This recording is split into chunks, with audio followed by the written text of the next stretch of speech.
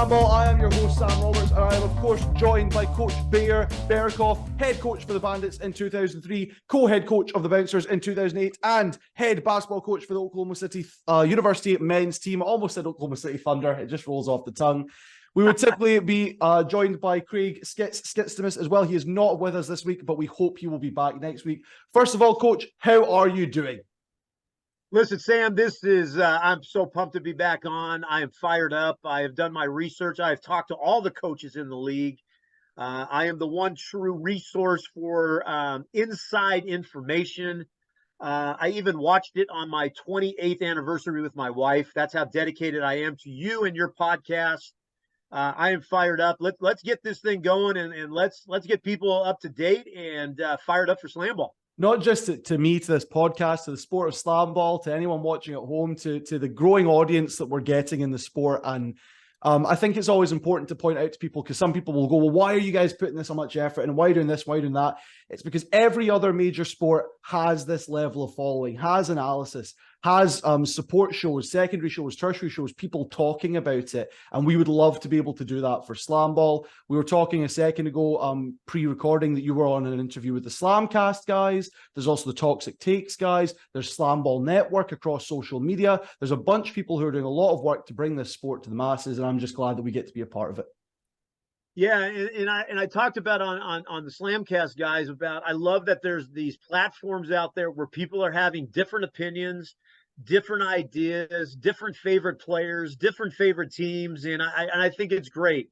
Anything we can do to keep pushing the game of SlamBall and the excitement of it is only going to make this better. And I can see the passion from everybody out there. I mean, there's everybody with their power rankings and their MVP stuff. And I love that there are being debates on social media about this. I love that people are coming after you on Twitter about some of the things you're doing. But what it means, though, is that people care. Yeah. And people are invested in this, and it's exciting, and it's great to be a part of it.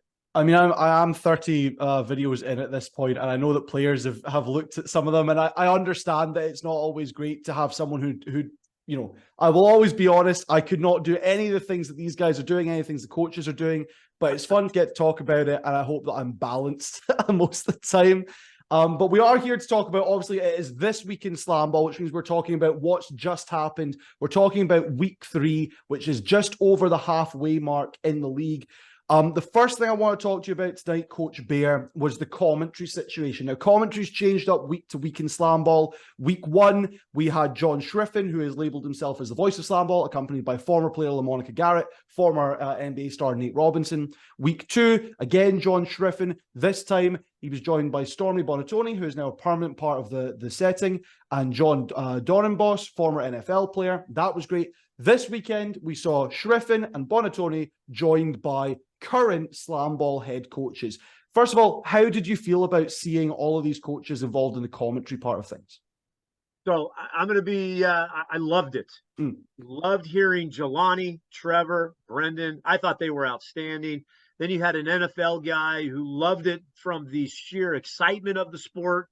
So you saw an NFL guy that loved it from a fan perspective. And I thought he was way more energetic than Nate Robinson from the first week.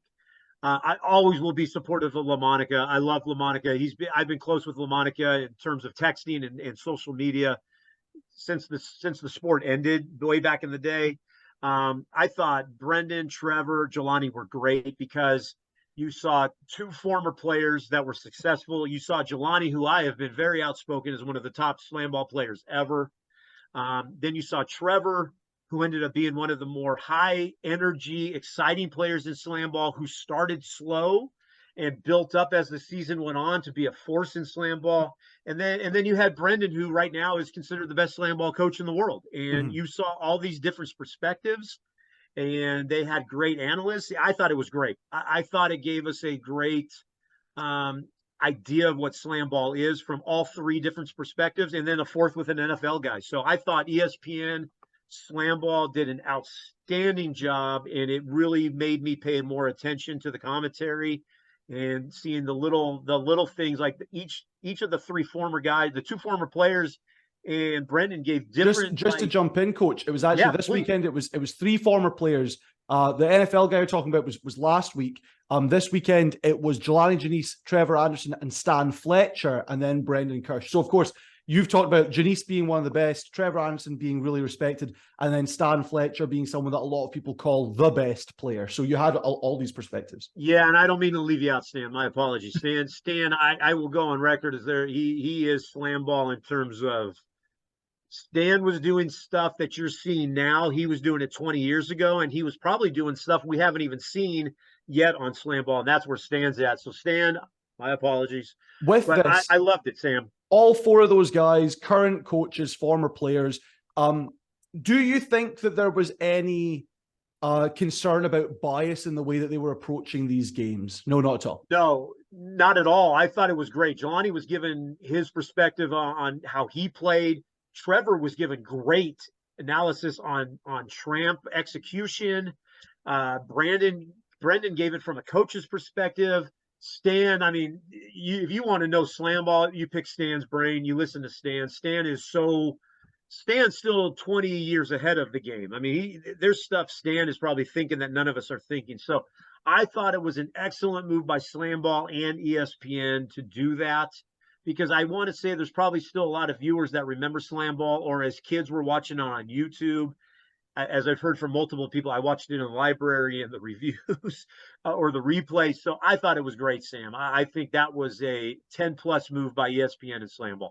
Do you think there's any concern that maybe they should have looked to people who weren't currently part of the league but had been part of it in the past? We know, obviously, our co-host here, Craig, has said that he would love to be involved with stuff like this as someone who's kind of not on the outside, but has been involved, isn't currently involved. Do you think they should have looked to do something like that, or is it just a lot simpler to go with the guys in-house?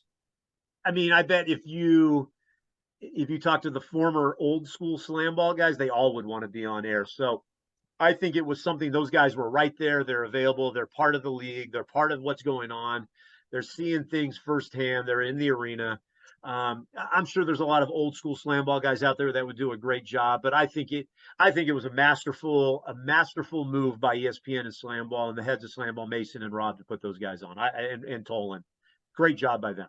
And like you said, they all did really well. Another big talking point from this weekend, from my perspective, is the first in-season trade that we've seen from SlamBall. Greg Helt of the Lava being traded for Ermias Kassa, who was at that point on the Wrath, which means Greg Helt, now a member of the Wrath, Ermias Kassa, now part of the Lava. First of all, what did you think of the way that this trade was handled? There was no sort of announcement pre-game. Now, I've since discovered that there was a sort of media release put out, but from my knowledge base, only on the SlamBall website, and it's sort of tucked away. There was no announcement on social media, and there wasn't any graphics on the broadcast. It was just, oh, by the way, Greg Helt's now playing for the Wrath.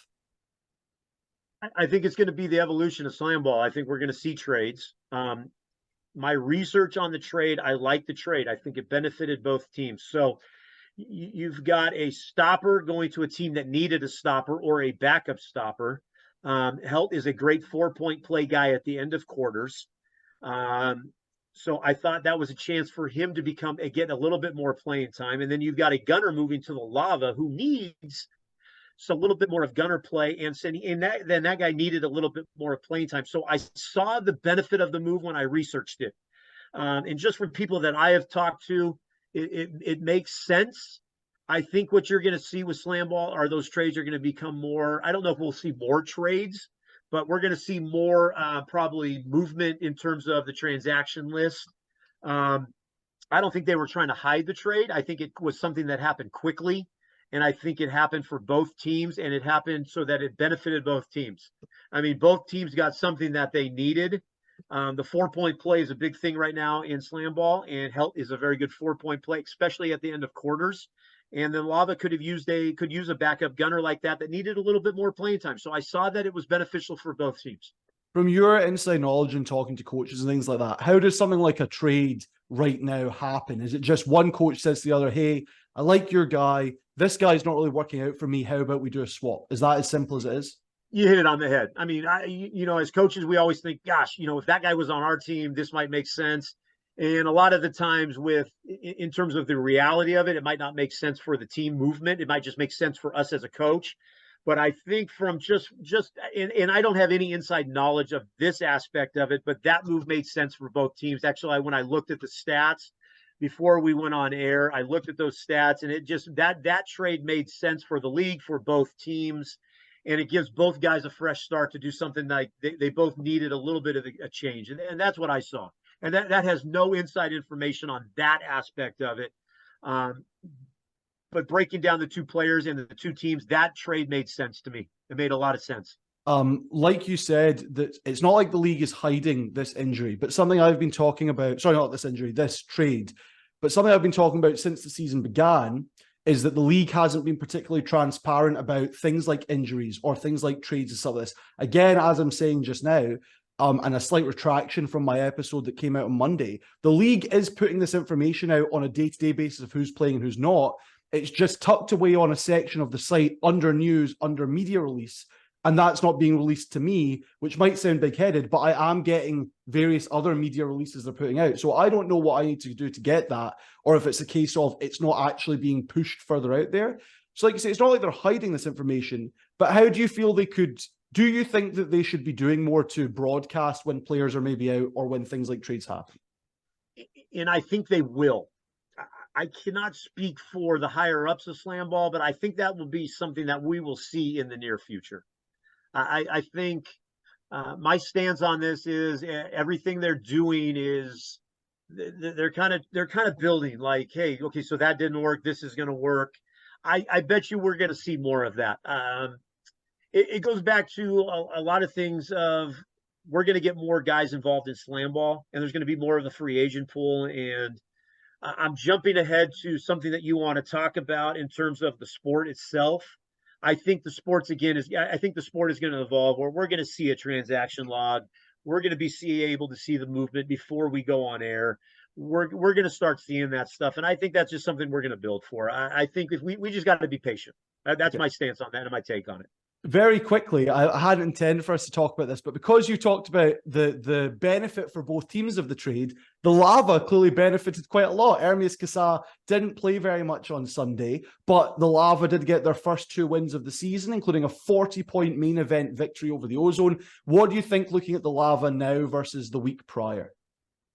I wouldn't want to see them on my schedule. I mean, it was a team that you probably early on thought this is a time we can really jump them, get a win. Boy, I loved what they did this last week. They went old. I hate always using old school SlamBall because we are definitely past that. We are really in the new age of SlamBall, but they really went old school SlamBall, side tramp, top tramp, dunk. And it was like 4, 5, 6 possessions in a row where they just did it over and over again. And from what I understand is they've been working on that and they just haven't been executing it. And it finally clicked for them. And boy, I'll tell you what, they have jumped right into the standings race. And you know, I don't want to jump or take any of your steam here, but if we're not careful, the Wrath could drop down to a 6th and the Lava could jump up. And it's right now the Lava. You don't want to see the Lava, but we're going to talk on that later. But it was nice to see the Lava click because Josh Carlson is such a good SlamBall player. And I know his mind is really good in terms of SlamBall, but boy, they really clicked and they got those 2 wins. I would say, I don't know if you've seen the schedules have started to come out for teams for this week. I haven't. I'm behind on that. It's not looking good for the Lava with a last week. They've got the Mob as their first game, and their next game, unless they have a main event, but that seems unlikely going up against the Mob. The other team they're scheduled to face is the Slashers. So 2 top 3 teams in the league. It's not looking good going into you need to get wins this weekend to get to the playoffs. So let's talk. Wow, so the Lava and Slashers are 2 teams that I think you don't want to see in the playoffs. And the Lava played like a team that said we have got everything we're playing for. We got to win games. I love that schedule. I will never predict anybody's going to beat the Mob, but boy, I love that Lava Slashers matchup. Wow, yeah. For a SlamBall fan, that's going to be great. Yes, slightly concerning if you're a Lava fan, I think, because like you say, they're now at 2-5, I believe, is their record, which has bumped them up quite significantly. But that's still, the bottom 4 teams are all within shouting distance of a playoff berth or being one of the 2 teams that gets eliminated. And if you're going up against the Mob and the Slashers, who are not an easy victory, that might be scary if you're a Lava fan. Yeah, and it's as you're a Lava fan right now, you're thinking things are really starting to turn for us. We're really playing well, and now all of a sudden, and let's throw this in there. The Lava made a change, and I don't know how many people saw it. They moved Paxton to the handler, and I thought that was a key move for the Lava, moving Paxton to that handler spot. I'm sure Stan and Kevin picked up on that, and now that you know that head schedule, I love that we're going to have these meaningful games going into this last couple of weeks because the Mob have already clinched. Who knows what Brendan's going to do in terms of resting guys, keeping guys healthy, because that's been a big topic of discussion. Will the Mob, if the Mob stay healthy, will they just run through the league? What if the Mob, somebody gets hurt? This is awesome. I love that we're going to see a Lava Slashers matchup. Come on now. That's incredible. It's going to be great. We're talking a lot about the Mob, obviously. Like you said, they've clinched not only a playoff berth, not only a bye in the first round, but there's no logistical, statistical way that anyone can beat them for first place. They could lose both their games this week, and it wouldn't make any difference at all. The big question on everyone's lips is not even will they win the championship, will they lose? It's just, can someone beat them? And so my question for you, Coach Bear, is what team do you think has the best chance of beating the Mob? I don't know how to answer that. That seems to be the question I get asked a lot. If I'm looking at it from sitting on my couch as a coaching perspective, not being there, seeing what the Mob are actually doing in person to you, I say Mob could get beat by the Buzzsaw, Slashers, Lava. There's my 3 teams. Okay. Jelani is a guy, I've talked about this before. Jelani is scary to see them in a 1-game deal. If they buy into what Jelani wants to do defensively and really muck the game up. But the Griffins don't have the wins to maybe be in the playoffs. They're currently like second bottom on most people's power rankings. So yeah, and it might just be that I think very highly of Jelani. Buzzsaw, Slashers, Lava in that order. Right. Because I mean, I've got some thoughts on 2 of those 3 teams. Please, in terms of talk to me. Just very quickly, I think the Buzz are certainly the ones that want to beat the Mob the most. They feel like they've got a lot to prove. They want to go out and beat them. Defensively, the stats don't necessarily back it up, but that's because 3 out of their 4 losses this season have been against the Mob. And so they're losing by a lot of points in those losses. And so the Buzz, their defensive numbers don't necessarily prove it, but they definitely have one of the best defenses in the league. What they're struggling with is having a punch on offense, in my mind. If you take someone like Bryce Moraine or either of the McGees and throw them on this team, that becomes someone that definitely rivals the Mob. Well, and I'm impressed with the Buzzsaw, and I'm putting my glasses on because that's how serious I'm getting now. The Buzzsaw are playing with free agents here. Terrell Howard, Raymond Taylor. They pick up Howard as a free agent. Taylor did not practice at all during camp, so you see those 2 guys trying to figure this thing out. And again, I'm going to go back. I love their stopper. I know there's a lot of argument, but okay, we talked Buzzsaw, but I threw that out there. I love that they're playing with a free agent in Howard, and Taylor didn't even practice. But go on, Sam. Talk to me some more. So Taekwon Scott, minimum top 4, probably top 3 stopper in the league. The defense for the Buzz is generally really good. The numbers don't necessarily back it up because they've ran into the Mob a lot. And they struggle offensively, though. They struggle offensively and consistency. I think they need a guy who brings a lot of punch. Their leading scorer right now is Jamal Barnes Jr., who's averaging like 14 points per game, which is fine, but he's only hit 20 once this season, and I don't really think anyone else has. If you took, say, a Bryce Moraine or a Ty McGee or a Keith McGee and put them on this team, for example, that you need something like that. Even a Tony Crosby, maybe. You need something like that. And you can't do that. No one would be trading those guys mid-season anyway. But that's in my brain, that's what they're missing to beat the Mob. The Lava, they haven't played the Mob yet. The game that they'll have this coming week will be the first meeting between the 2 teams. People I've talked to on Twitter, just other fans, are pointing out that this is probably a game that the league really wants to see. The problem with that is it's probably going to make the Lava not able to get into the playoffs, and that's the danger. So let's talk the Lava. Here is, or no, not the Lava. Keep going. Yes, though I think people want to see the Lava in that game. I think they're hot right now. The Mob are obviously the best team. Yes, I can see what you're saying about the league would like to see, or the fans would like to see the Lava. I would like to see a hot team play the Mob. I don't know. Lava would be my bottom pick to beat the Mob. To me, it's the Buzzsaw Slashers Lava. I'll throw another team in there. And this might be a homer pick, but I'm going to throw the Wrath at you. And the reason I am is they've played the Mob once. They lost by a significant amount, but that was the weekend where they had nobody healthy with injuries. Ty McGee obviously back. There's the hope that you'll get someone like Christian Gray or Sean Stith coming back this coming weekend as well. They play very physical. They play a high up defense around the perimeter. And if they had a better stopper back there, no shot at Trey Landers, it's just that's not his position, then they might stand a chance. But that might be a homer pick from me. Well, I don't talk about him enough, but Champ Willis, I mean, you want to talk about hierarchy of SlamBall? That dude was a stud. And I hate that I haven't talked about him enough. I talk about all these other guys, but if you want to talk about the hierarchy of guys that know the game, know how to win at this game, are tough, physical, smart players, he's the guy. And I'm with you on the Wrath. There's something weird about the Wrath. It's like you look at them and they're like, dude, this team could win tonight. And then they struggle. And again, I've always said this from a coaching perspective, those type of teams are scary because all it needs to do is click one time if you're a higher seed and you're going to get knocked out. And that's where I think SlamBall is interesting. We have seen the Mob not play well at times. The thing with the Mob is they don't play well, and then all of a sudden they're up 20, and you're like, when the heck did that happen? If somebody can figure out how to keep it at as an ugly game and take away all that stuff, and you're right, the Wrath might be that team. James might have something in that he's been saving. I think we discredit the Wrath in terms of the coaching. James is one of the best ever. So that's a great call. The Wrath is a great call. In terms of who the Mob think can beat them, obviously Brendan Kirsch has been saying all season only the Mob can beat themselves. He said on Sunday night's game watching the Lava, he said this team is really good. I wouldn't want to see them in the playoffs.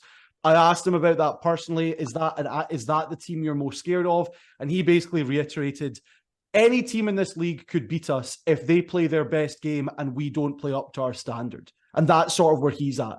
The only way that the Mob will lose is if they don't play as well as they have been playing and if another team has the night of their lives. That's the perspective that he's coming at it with. And I think that it sounds, to some people, that might sound big-headed, and the quotes that are being taken from Coach Kirsch are definitely inflaming that somewhat. But when you're 12-0 and it's not been particularly close for most of the games, I think that's a valid position to take at this point, maybe. Agree. Yeah. Brendan is not speaking anything like out of turn. I mean, if we be really honest here, I think they are that good. I think he is correct in saying that it's going to take an ultra game from somebody to beat them.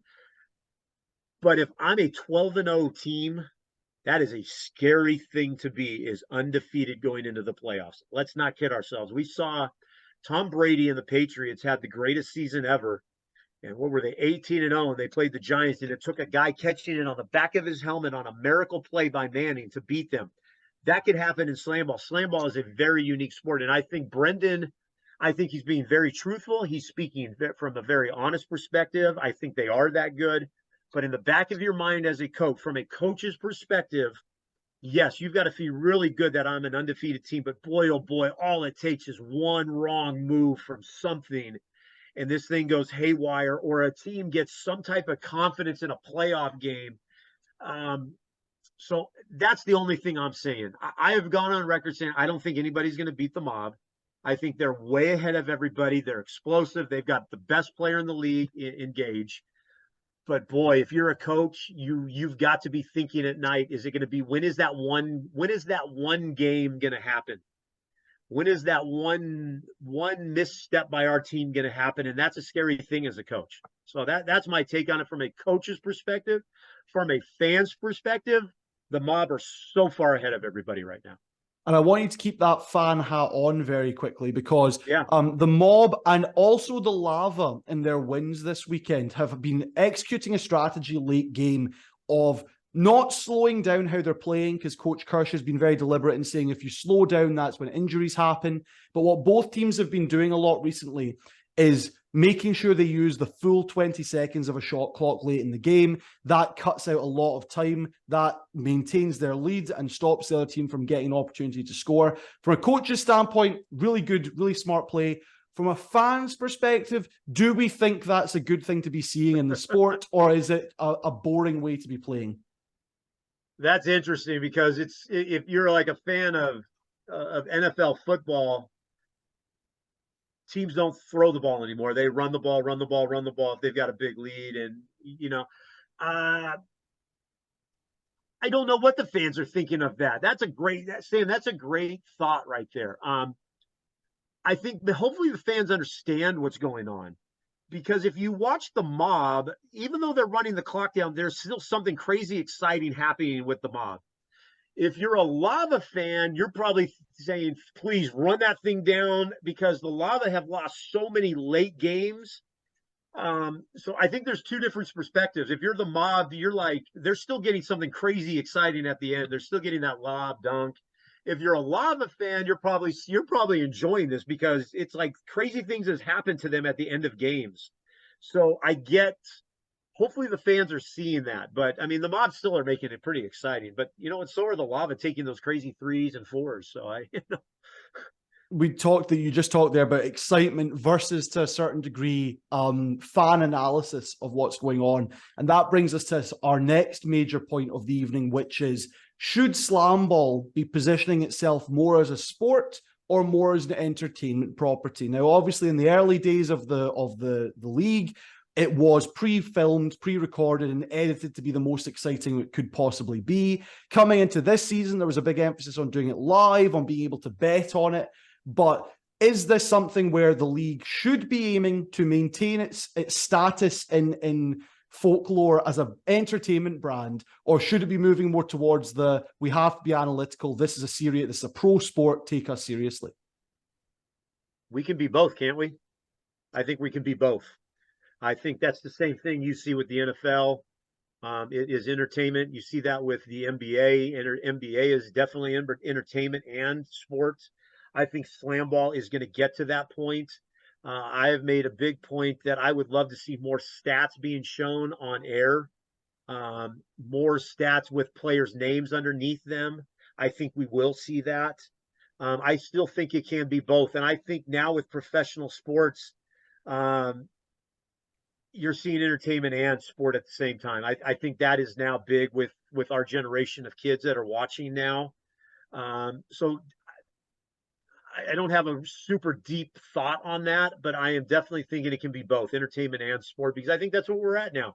Everything is so social media driven. So what you're seeing is quick glimpses of things. And I think that's where SlamBall is so fast moving and such quick pace that you can be both sport and entertainment. Now, me personally, I don't know if it's just me, but while I'm watching a broadcast, again, I would love to see Tony Crosby, what his slam percentage is, or what he's averaging, or what he did against the Rumble previously. I think we're eventually going to see that. But I think that's the other thing. It's SlamBall is they're working everything. They're getting better every week. And I think we're going to start seeing that. And back to your original comment, Sam, I would love to see, 20 years ago, season one, who is there anything comparable to season one stat wise? That would be cool to have that. Yeah. Tony Crosby, he's in our seasons is ranks 4th all time, or that stuff would be cool. So yes, I think it's going to be both sport and entertainment. And you're referencing there something we were talking about pre-recording, of just that there isn't an access to that stat base from a fan perspective, from an external media perspective. I would be interested to know if the league has that information, because obviously we saw over the weekend Gage Smith with the first triple-double in SlamBall history. I think it's interesting that they were so willing to confirm that straight away. The fact that they knew Ty McGee had the record for most points. This stuff is recorded. Our overall like LBRs per game and stuff, is that recorded somewhere? Does the league have that information? It's just not available to a wider degree yet. I bet it's just not widely available. Yeah. And maybe you and I are the only ones talking about that. I don't know. I would love to know if the fans out there, at least let's just talk social media. Would social media want to see more of that? Maybe we need to make a push on that on social media. I mean, as I'm not a betting person, but boy, I would love to know like the matchup coming up. Who's a better LBR team? Who's got a better slam percentage? Is somebody hurt going into this game? Does somebody have their starting stopper? What is the stopper percentage versus the team he's playing against? I bet you we will see that stuff analytically. I bet you it'll come out and we'll start getting, hopefully for the playoffs, maybe. The difficulty, I think, is, and the undertone of what you're saying there is, this is a young league. They're still getting their feet under them. They're just now incorporating stats into their official site. All these things are coming together. We're seeing at points Rob Wilson having to take control on the floor and be head referee when that's not his main position, just because there's been concerns about the referee. Things like that. I look at this league at the moment and the interactions I'm having with players or coaches on social media, and there's an interesting diversion on how seriously we should be taking refereeing and how seriously we should be taking statistics. Tony Crosby II jumped into the chat about potential MVPs and responded to the comments from myself and other fans basically saying, well, he's got a high turnover number. That's why we don't like him. And he posted 2 clips and said, on this one, I got called for a turnover and I made a dunk. On this one, I got called for a turnover and I threw the ball away. And he's sort of saying, so you can't trust the stats. Then what do we trust? And then I had a conversation with Coach Planels on Twitter about a particular rule in the game. And he ended up saying, well, not everything is going to be called 100% of the time. And I think the interesting thing with both of these is, as a fan base and as a viewer, how seriously should we be taking stats? How seriously should we be taking referee calls if those involved with the league themselves are sort of saying, take a step back here? Boy, Sam, you have opened up something we could talk about for a long time. I think, again, I will go on record. The refereeing is getting better. I think Rob did a good job of keeping the flow better. Again, Rob played the game. He's been involved with it since day one. He's an original SlamBall guy, so he knows it more than anybody else. You bring in referees that are learning the game for the first time. That is very difficult to ref. I was a very big outspoken on the rule of the refereeing in week 1. I think it's gotten better. I have not paid much attention to like, wow, that was a bad call. Yes, you're going to see those. You see those in any sport. I mean, you see those in the Prem League and in the English League. You see that in the NFL. I like that we're talking about it because we talk about it in all the other professional sports. The statistical side of things and the analytics side of things, I can't speak on that because I'm not there looking at the analytical numbers, be like the coaches are. But it's interesting that Tony is paying that much attention. I like that. I trust the stats. I trust what I'm hearing from different coaches that the stats are correct. I don't think there's any hidden agenda with anything. I don't think they're hiding from you and I. Again, it's a sport that has come back. It's in the infant stages again, where all of a sudden 20 years ago we didn't know anything about analytics. I'm using analytics with my college team for the first time. I hired a guy to do that. Now SlamBall's got analytics. I mean, if you would have told me 20 years ago that we could have had analytics, I don't even know what that word might have meant. And I have a master's degree. I love that we have analytics involved in it, Sam. So I don't know if I'm answering my dog Dodger. I don't know if you hear him in the background, everybody, but I love that we have I love that we have analytics right now. I love that Tony's paying attention to it. That means if Tony is, 5 other guys are paying attention to it. I know Coach Planels pays attention to the analytics. I'm sure Brendan Kirsch pays attention to the analytics. I hope that kind of gives you a perspective on it. I think we need to be patient with the sport at the moment, and I think we are going to see the things we are talking about happen. So that is my personal take on it. Well, if refereeing is getting questioned to a degree, and if stats are being questioned to a degree, not like you say, all these things are improving. You said The referees are learning week to week. So are the people counting the stats. Everyone's learning at the same pace here. With those things being maybe a slight concern, how do you evaluate the success of a modern SlamBall player? If it can't necessarily be in the numbers, what is it that we're looking at to say this guy's got it? Wow, that's great, because fans are going to look at it different than maybe I would look at it, and that's perfectly great. I look at it, so I've been very big on the Shockley kid. I love to see his improvement. I look at it from, if you go look at it from week one, the guys that didn't look comfortable jumping on the tramps and on the lobs and were kind of hesitating in the air, to week two, they look way more confident and they're dunking the ball. And then week three, they're jumping in there with complete confidence and they're going up and challenging the stopper, or they're making the extra pass. That's where I see the improvement going on right now. Tony Crosby is great. I'm a big advocate of him. We've had good interaction on Twitter. I think he's one of the best players in the league. But I look at him like Stan Fletcher. So I looked at him and I see a lot of guys standing around watching Tony play. That's because Tony's ahead of the game. And it was the same like Stan. Stan was so far ahead of what everybody was thinking SlamBall was. You got to this point as a coach and a player, you're like, whoa, what did he just do there? And I see that a little bit with Tony. I think Tony is way ahead of the current SlamBall player. So if you're looking for what a SlamBall guy looks like, look at Tony. Right. McGee, we all talk about McGee. I think he's great. I'm looking at my notes. Gage Smith, old school and new school at the same time. I mean, he's a big time stopper who could be a big time gunner. Old school stoppers were just stoppers. And it was very rare that you saw Adam Hookers, Cassidy's, and Birds taking off. Gage Smith could do that at any time and score at any time.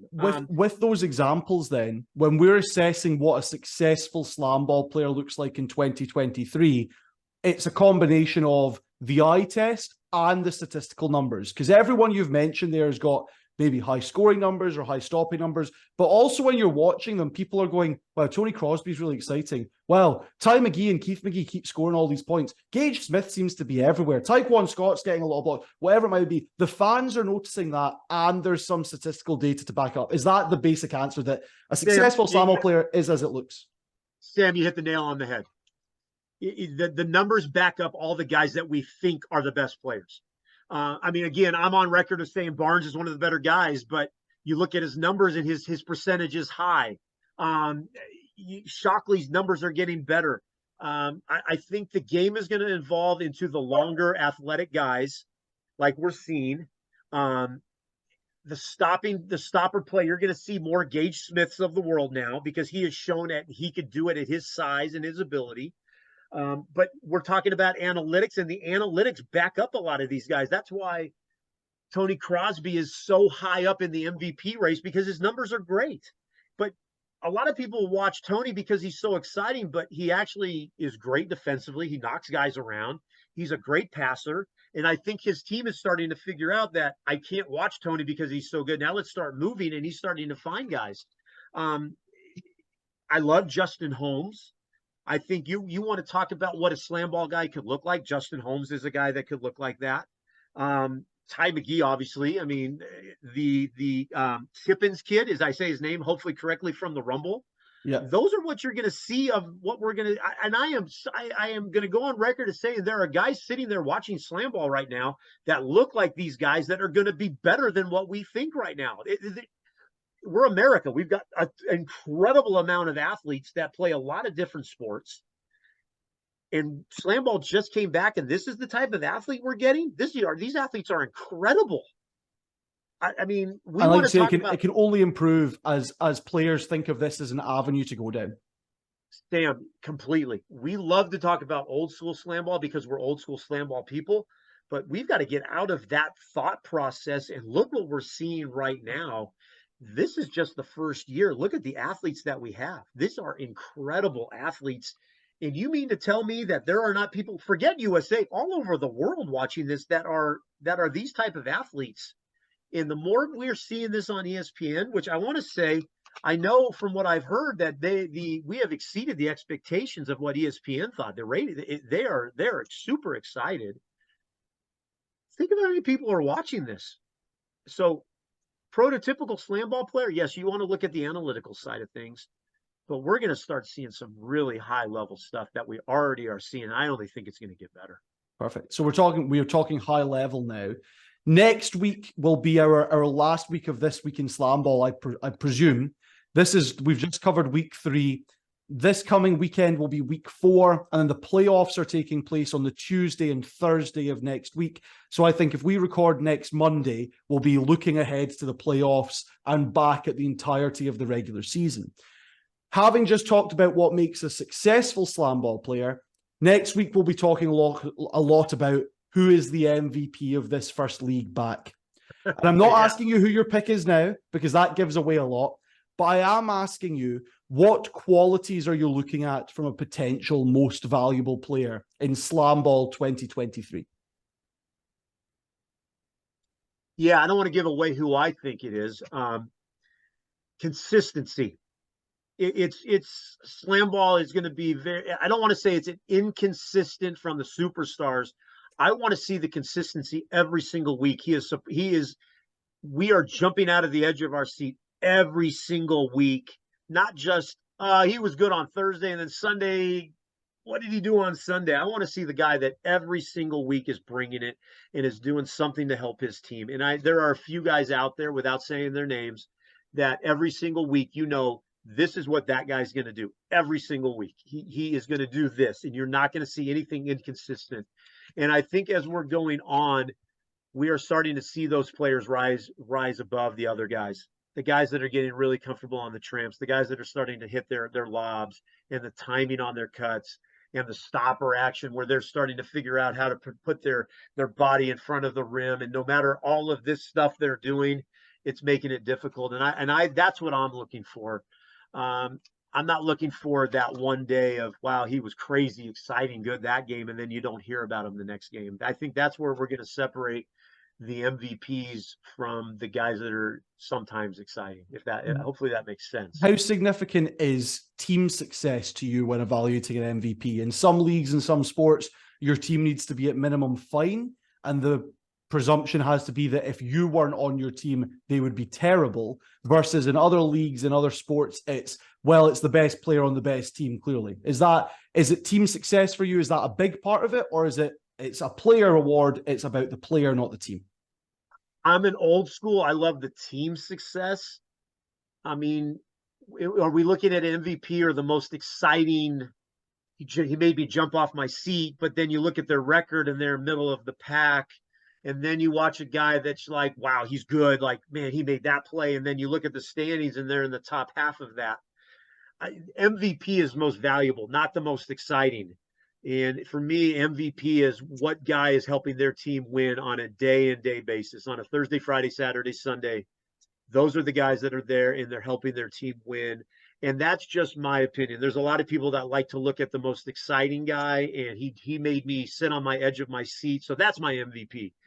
I'm looking for the guy that is going to, every single time he brings it to help his team win, and he's doing something like that. And I think that's what we're going to see from the MVP.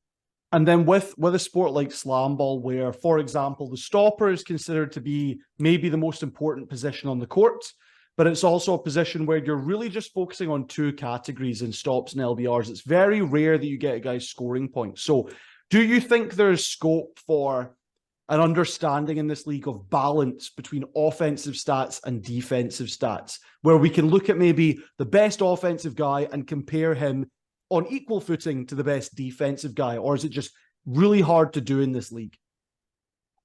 I think you look at if we're talking American sports, we always look at the offensive numbers. Very rarely do you say, a Ray Lewis, you very rarely do you find a Ray Lewis where you're just like, this guy is just the most ultimate linebacker, for the Ravens, Hall of Famer.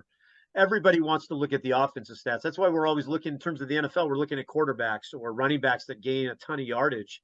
I think Slam Ball, I think people are going to be trained to look at which guy's scoring the most points and which is the guy that's getting the high flying dunks. I hopefully we look at Slam Ball from a a 50-50 perspective. Who's really good offensively and who really plays the good defense. And that's hard to do from a viewer sitting on our couch because we are looking for the crazy offensive stats and the cool dunks and the challenging of the stopper at the rim. And that's what SlamBall is. But hopefully we start getting better as a SlamBall community and we start seeing how important the aspect of defense is on SlamBall. Transition defense, getting back in transition and stopping action. The stopper is always going to be looked at because everything is at the rim and the stopper is always going to be involved in the action. But there's a lot of good perimeter defenders out there. And I would love to, that's my next thing I want to do research on is what are we missing on the perimeter? Because if without good perimeter defense, stoppers sometimes struggle because they're constantly getting taken to the rim. So hopefully as a SlamBall community, we get better trained to start looking at the 50-50 side of things. Yeah, he's explosive offensively, but man, he really is good defensively also at the same time. So that's where I'm hoping we get to. Okay, perfect. That's everything I have noted down as questions and topics for this week in SlamBall, Coach Bear. Is there anything that you want to bring to the table, anything that you've got that you want to talk about, or things you might have heard, or just things you noted over the weekend that you want to get off your chest about this league? No, I love that we had a final, like a face-off to win a game. I thought that was super exciting. I think the coaching is getting better. I think the players are getting better. I'm excited to see the playoffs because I think you're going to see a different mindset from coaches, especially with these former players out there that have been in some high level in playoff games. The fun and games of the high-fiving, after the game with the coaches, I think that's going to end. You saw the buzzsaw said on air that they are no longer practicing with the mob. I think there's going to be I think friendships are going to end for a couple days and then they're going to become friends again. I think the playoffs, we all coach and play for that championship. And I think that's what I'm excited about is that we're going to be through the honeymoon phase of SlamBall and the playoffs are going to come. And to win a championship is the ultimate thing. And that's why these guys are doing this. So that's my big take. I am just very impressed with what SlamBall is doing. I'm impressed with the fans out there from all the different Twitter accounts you see and Instagram things, what you're doing, Sam. And I think it's only getting better and better. So that's where I'm at. I'm super excited. I mean, I'm excited. You're excited. Everyone who's involved in SlamBall, whether it be with the league or externally looking at this thing, we are all excited. It's the last weekend of SlamBall coming up this weekend, and then we're into the playoffs. Coach Bear, if people want to talk to you about SlamBall, where can they find you? Twitter, Coach Berokoff. It's easy. Sam will put it up. I welcome people. Please send me a DM. Let me know what you think. If you want to find out anything, I've got a good inside information. I won't give away the real great inside information, but I'm here to grow the sport. I love the sport. I love what Mason and Rob and everybody's doing and Tolan are doing. I think this is incredible. But yeah, I would love to talk SlamBall with anybody. I'm open for any type of discussion, but Twitter, whatever it is, the X now, I don't know. Find me on there, Instagram, same name. And man, I'm open ears to hear everybody's opinions. Thank you everyone for listening or for watching. Let us know what you think in the comments about our discussions, but also about the league as a whole going into the final weekend of regular season play and the playoffs. This week in SlamBall should be back next week before playoffs begin. Hopefully we can get our schedules worked out for that because I am desperate to talk to Coach Bear and Skitz all about what we've got coming up with the first ever playoffs in this new era of SlamBall. Thank you everyone for watching. Thank you for listening. Have a great rest of your day.